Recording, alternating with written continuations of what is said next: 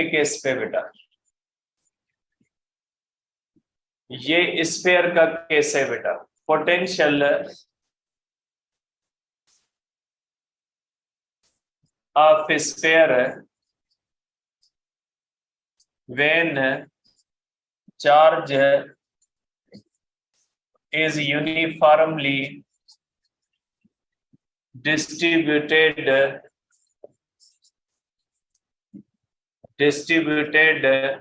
on surface of sphere or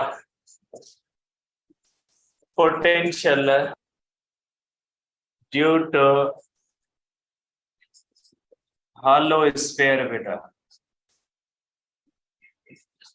दोनों तरह से आप hollow charged sphere बेटा, आप दोनों तरह से कह सकते हैं बेटा, ठीक है। अब अगर आप इस तरह से कहोगे बेटा कि हमारे पास एक स्फीयर है बेटा, आप कहें कि बेटा ये हमारे पास एक स्फीयर है इस तरह से बेटा, और ये सेंटर ऑफ द स्फीयर है बेटा, या पहले बेटा कि इसका रेडियस ऑफ स्फीयर ये है। अब इसके अंदर बेटा मैं इस तरह से पॉइंट बनाता हूं बेटा, मुख्तलिफ पॉइंट्स बनाता हूं बेटा। एक point on the surface of sphere है बेटा, एक पॉइंट आउटसाइड है और एक पॉइंट इनसाइड है बेटा। पॉइंट पी है, पॉइंट क्यू है और पॉइंट आर है बेटा। इन तीनों पॉइंट्स पे मैं लेता हूं कि पोटेंशियल कितना होता है बेटा। बेटा थोड़ा मैं अलग अलग बना देता हूं ताकि हमें डिस्कस करने में आसानी रहे बेटा। ये आर पॉइंट है बेटा। अगर आपने किसी भी स्फीयर को चार्ज कर दिया और चार्ज आपने इसके सरफेस पे रखी है बेटा, वॉल्यूम वाला किस्सा नहीं है बेटा, ये इस तरह से बेटा। गॉसेस लॉ के अंदर हमने पढ़ा था कि अगर किसी भी स्फीयर को हम चार्ज कर देते हैं बेटा तो वो स्फीयर बिहेव करता है लाइक आइसोलेटेड पॉइंट चार्ज बेटा। ये हम डिस्कस कर चुके हैं बेटा गॉसेस लॉ में कि अगर कोई भी स्फीयर है उसको चार्ज करते हैं तो वो स्फीयर किस तरह से बिहेव करता है बेटा, लाइक आइसोलेटेड पॉइंट चार्ज करता है।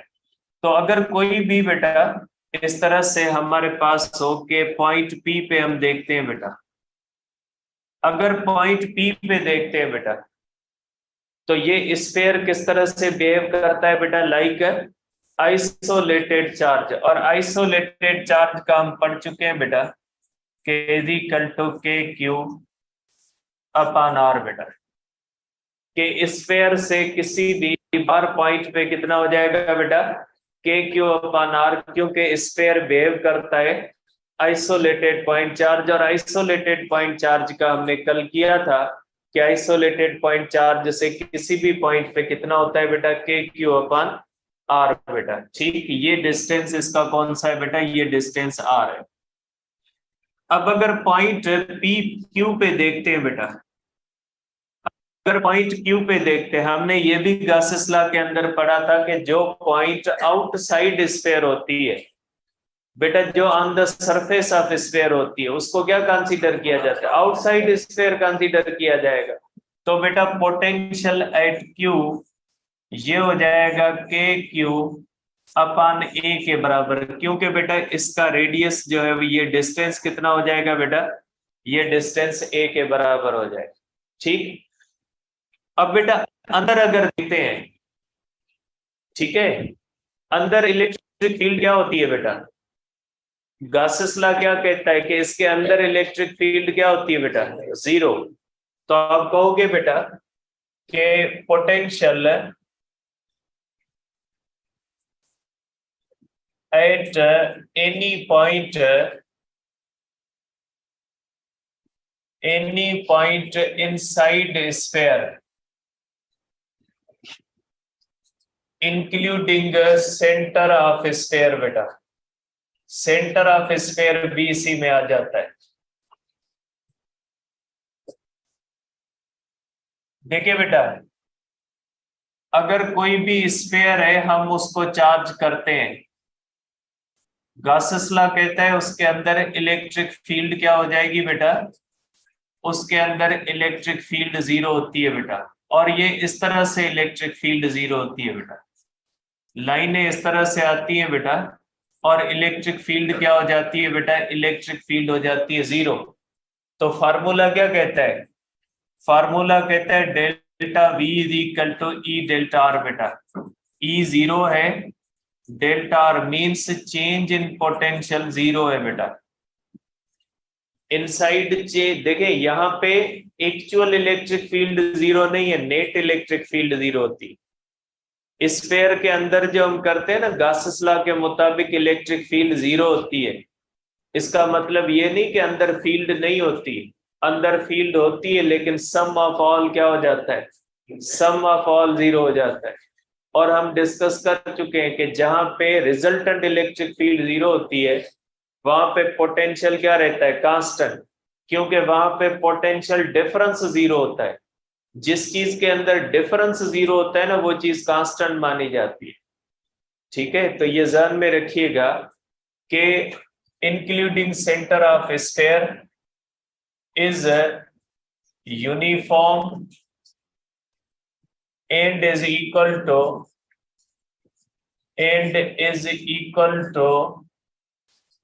potential on surface of sphere। बेटा सरफेस ऑफ स्फीयर के बराबर है,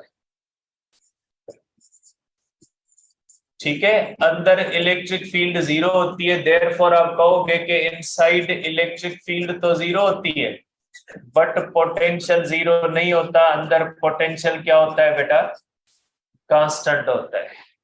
ठीक है, और कितना होता है बेटा, उतना ही होता है जितना सरफेस पे होता है। देखिए बेटा आप इसका डिस्टेंस कर दे, इस चार का डिस्टेंस भी कर दे, ठीक है, लेकिन यहाँ पे पोटेंशियल के साथ potential R is equal to K Q upon B नहीं होगा बेटा। ये आप मुझे वापस स्क्रीनशॉट आज भेजोगे, मैं आपको यहाँ पे बता रहा हूं, समझ ले कि यहाँ पे डिवाइडेड बाय ए नहीं होगा, बी नहीं होगा, क्योंकि यहाँ पे पोटेंशियल उतना ही होगा जितना सरफेस पे, देयरफॉर अपॉन ए होगा।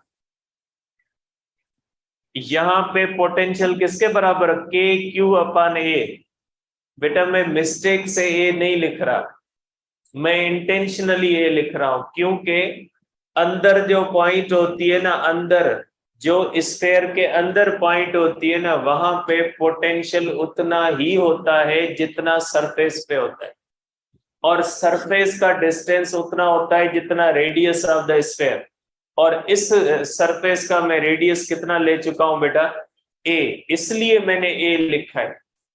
आप ये स्क्रीनशॉट भेजोगे सर शायद मिस्टेक हो गई है, बी यहाँ पे होना चाहिए, मैं बता रहा हूं सुन ले कि बी नहीं होगा, यहाँ पे ए होगा, क्योंकि पॉइंट कहाँ पे, इनसाइड है, और इनसाइड नेट इलेक्ट्रिक फील्ड 0 है, और जहां पे नेट इलेक्ट्रिक फील्ड 0 होती है वहां पे पोटेंशियल कांस्टेंट होता है, और यहाँ पे पोटेंशियल उतना ही होगा जितना surface of, even centre of the sphere पे भी कितना होगा, इवन सेंटर ऑफ स्फीयर पे भी यही होगा बेटा।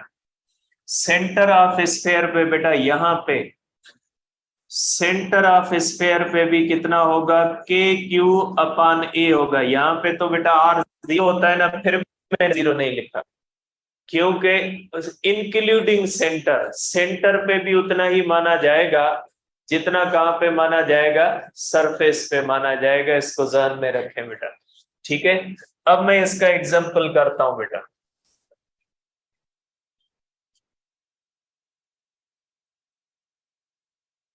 ठीक है। Calculate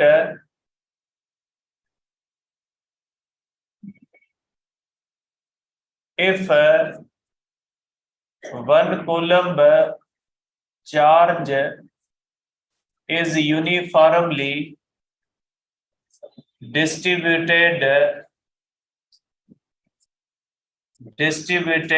on surface of sphere surface of a sphere having a radius 1 having radius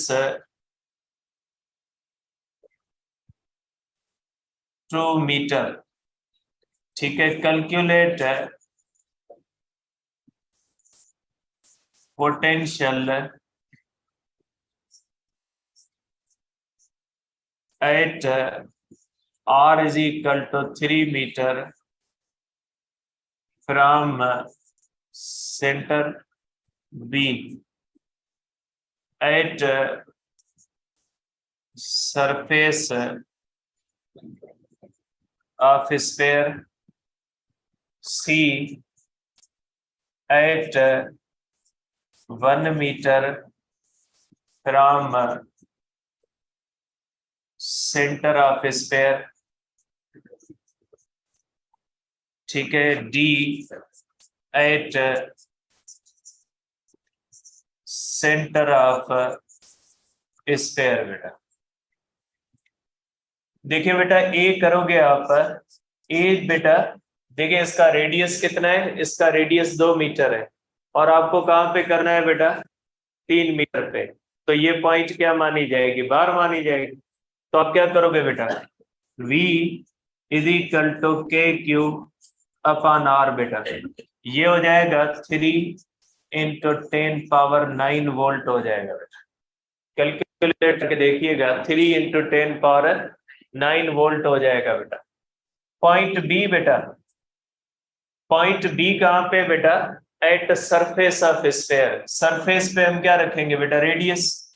V is equal to K Q upon 2। बेटा 4.5 10⁹ वोल्ट हो जाएगा। बेटा ठीक, अब तीसरा बेटा, तीसरे में कहा गया है कि डिस्टेंस बेटा 1 मीटर है, which is less than radius. बेटा रेडियस से क्या है बेटा, कम है, मीन्स पॉइंट इज इनसाइड। बेटा थर्ड के अंदर क्या कहा गया है कि इसमें कहा गया at 1 metre from centre, means ये रेडियस स्फीयर का कौन सा है, रेडियस 2 मीटर है और पॉइंट कहां पे, 1 मीटर, मीन्स पॉइंट कहां पे आ गई बेटा, अंदर आ गई। ठीक है, तो आप इसकी कैलकुलेशन कैसे करोगे, V is equal to K Q upon 2 ही रखोगे, 1 नहीं रखोगे। कैलकुलेशन के अंदर 1 नहीं रखोगे, क्या रखोगे, 2 रखोगे, क्योंकि 1 मीटर पे उतना ही होगा जितना सरफेस पे। तो सरफेस पे कैलकुलेट करके कहोगे कि 1 मीटर पे इतना है, क्योंकि हर पॉइंट पे क्या होता है, सेम होता है, इसलिए 1 नहीं रखोगे। ठीक है, ये ध्यान में रखें। यहाँ पे भी मैंने क्या रखा है, R पॉइंट का डिस्टेंस B है, मैंने B नहीं रखा, क्या रखा है, A रखा है। तो अंदर कहीं पे भी कैलकुलेट करोगे ना बेटा, अंदर वाला डिस्टेंस, जो डिस्टेंस लेस देन रेडियस होता है ना, वो नहीं रखोगे। ठीक है, तो ये हो जाएगा बेटा 4.5। हाँ आज सजो दीजिए को, सो ये क्वेश्चन नहीं था, तो इतने मिस्टेक है, वही निश्चय सुबह मोकली। देखिए डी बेटा एट सेंटर, बेटा at centre R is equal to 0, but 0 नहीं रखोगे, क्योंकि सेंटर भी क्या होता है, अंदर की पॉइंट होती है। ठीक है, अज सजो दी मना आर्ग्यूमेंट इंदा K Q upon R is equal to 4.5 10⁹ और यहाँ पे भी आप रखोगे 2, यहाँ पे R 0 है, यहाँ पे मैंने 2 क्यों रखा। ठीक है, आज तो ये हो नहीं होना है कि यहाँ पे R मैंने 0 रखा है, यहाँ पे मैंने 2 क्यों रखा है, ये मैं फिर भी आपको फिर बता देता हूँ कि पॉइंट सेंटर है, सेंटर के ऊपर उतना ही होगा जितना सरफेस पे होगा। तो सरफेस का कैलकुलेट करेंगे ना, R रखेंगे तो इनफिनाइट हो जाएगा, यूनिफॉर्म होता है अंदर। तो ये स्फीयर का केस है, इसको देखिएगा बेटा। ठीक है, अब एक प्रॉब्लम है के अंदर वो प्रॉब्लम करते हैं, फिर जो है वो कल डिस्कस करेंगे बेटा।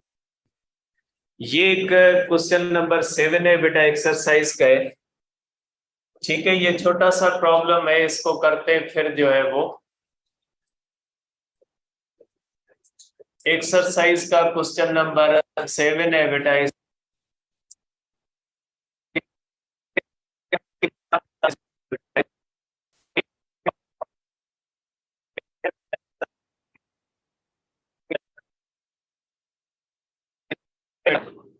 और उसके डायगोनल्स है इस तरह से बेटा, ये चार्ज Q1 है, ये चार्ज Q2 है, ये चार्ज Q3 है, ये चार्ज हो जाएगी Q4, R1 है, R2 है, R3 है, R4 है। Q1 is equal to Q2 is equal to Q4 2 into 10 power minus 6 coulomb. R1 is equal to R2, R3, R4 is equal to 30 centimetre 10 power minus 2 metre है बेटा।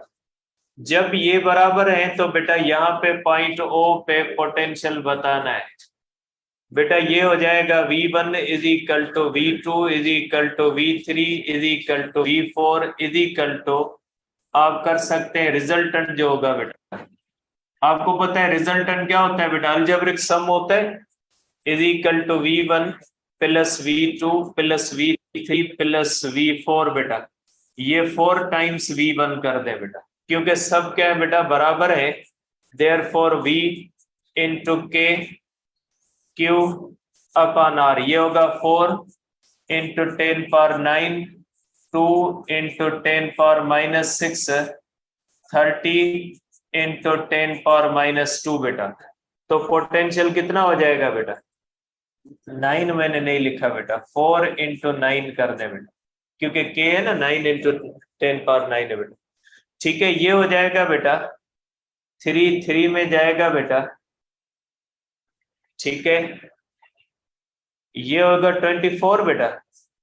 24 into 10 power क्या हो जाएगा बेटा 3 अपान हो जाएगा 10 पावर माइनस 1, ये हो जाएगा बेटा 2.4 10 पावर 5 वोल्ट बेटा। सही है, 2.4 इंटू 10 पावर 5 वोल्ट है।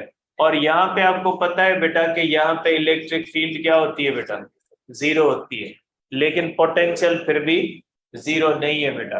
और पॉइंट इसमें बी कहा गया बेटा, बी के अंदर इस तरह से कहा गया बेटा, बी के अंदर सेम क्वेश्चन है, इसके अंदर Q1 है बेटा, Q2 है, Q3 है और Q4 है बेटा।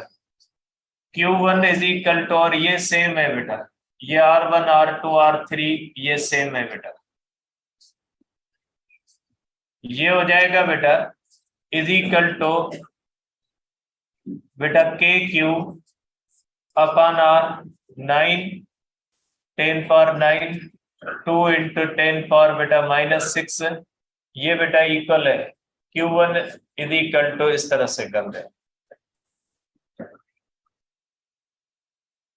Q1 is equal to Q2 2 into 10 power minus 6 है बेटा, और R1 is equal to R2 is equal to 30 centimetre है बेटा।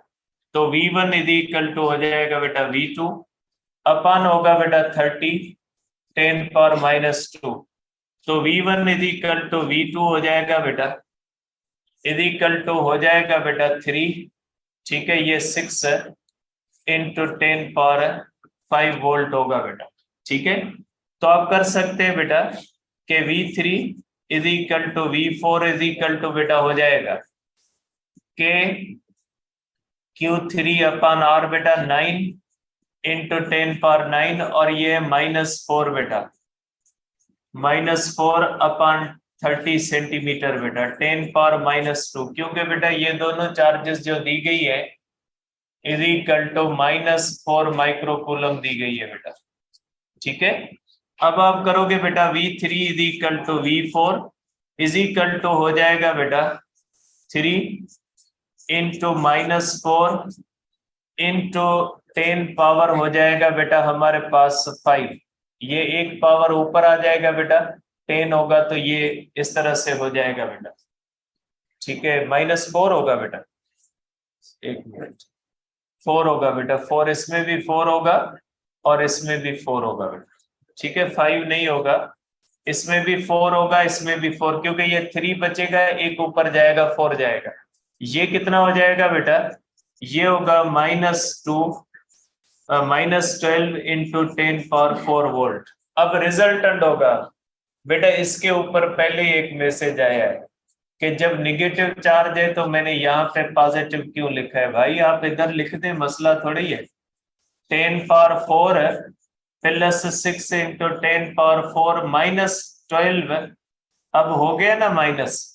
अब इधर लिखा कोई फर्क, माइनस इंटू माइनस क्या हो गया, माइनस इंटू प्लस माइनस ही हो गया। अब चीजों को इतना ना पकड़े कि मैथमेटिक्स बेचारी सर पे हाथ दे के बैठ जाए कि मुझे क्या करना है, ठीक है। -24 10⁴ हो जाएगा, तो ये हो जाएगा बेटा -12 इंटू 10⁴, इक्वल टू आप कर सकते हैं -1.2 10⁵ वोल्ट आंसर कर सकते, ठीक है। तो ये हो जाएगा बेटा इस तरह से, ठीक है। अब हो गया बेटा, अब आगे कल करेंगे। बाकी भी इसके अंदर क्वेश्चन, एक और बात बेटा,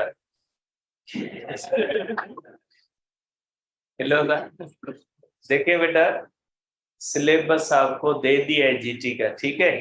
उसमें क्या कहा गया है, उसमें कहा गया है Coulomb's law, electric field, Gauss's law, उसकी एप्लीकेशन लिख दिया है ना। उसमें ये तो नहीं कहा गया आगे कुछ ऐसा कि कुछ ऐसा ही इंडिकेशन है कि इसके बाद वाला भी होगा, नहीं है ना, क्लियर लिखे हुए है ना। क्या उसमें कोई ऐसी ऑप्शन दी गई है कि हो सकता है आगे चेंज हो, ये भी नहीं कहा गया ना।